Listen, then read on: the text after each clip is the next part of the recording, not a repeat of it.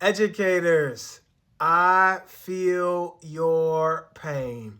I want to introduce you to a term that this article discusses. It is called informal exclusionary disciplinary practices. Let me say that again. Informal exclusionary disciplinary practices.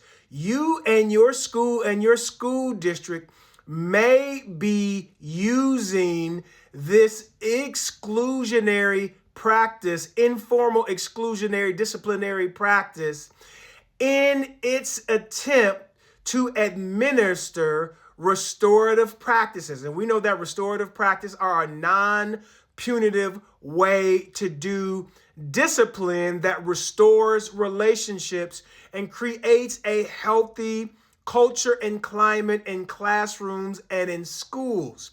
But what is happening because of the formal exclusionary disciplinary practices, and those are like suspensions, in-school suspensions?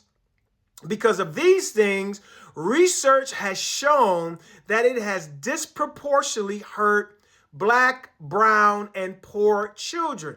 So restorative practices were a type of effort to make sure that disciplinary practices were being administered that did not impact people racially, because of their ethnic group or because of their socioeconomic status.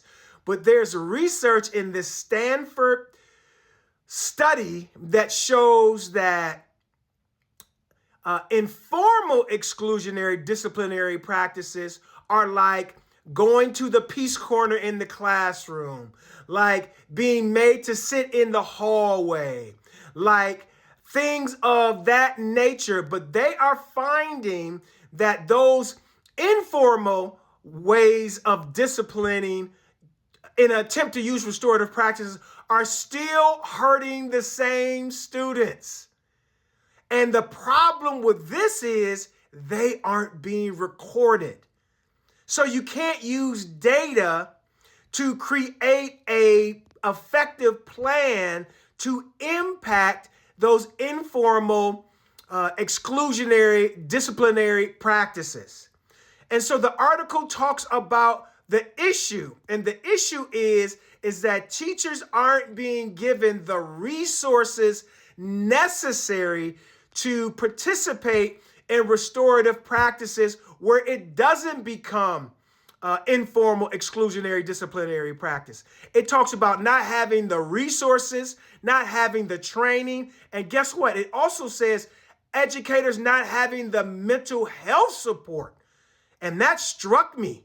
So educators are not getting the support they need from administrators in their school district to properly administer restorative practices, and it is still having the same type of impact on the student population that restorative practices were meant to help. And so one of the solutions was to make sure that all of the data, all of the times when students are sent to the peace corner or sent to the hallway or in some type of way out of the learning environment, that is in some way recorded. Also, it talked about making sure that teachers are getting the proper professional development and mental health support. And the other requirement or suggestion was to stop it altogether. And so the last part that struck me about this article, that they said that these informal exclusionary disciplinary practices were considered an adverse childhood experience. They were considered an ACE. They were considered a trauma to the child. Think about that. In an attempt to use restorative practices, the educators are traumatizing kids in the learning environment. Wow. This really popped me upside the head.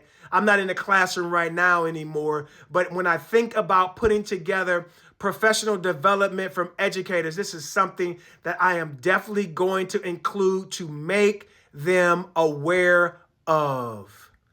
We will see you next time.